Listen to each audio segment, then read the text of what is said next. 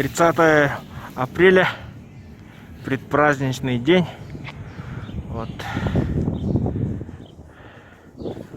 Завтра планирую шашлыки во дворе. Ага, ну вот, пришел на рынок, рынок пустой.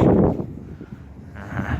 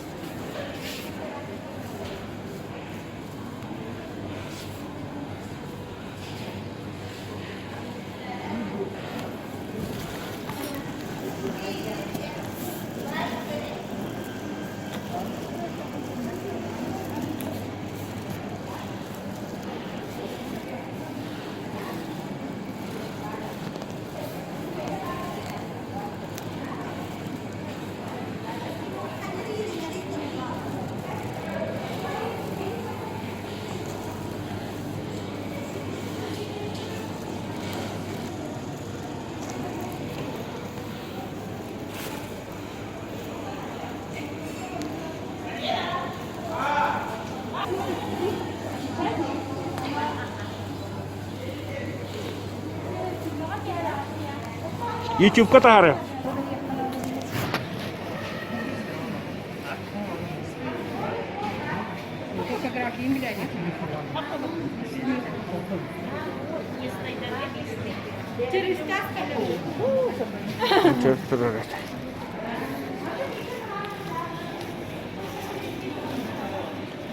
Ага.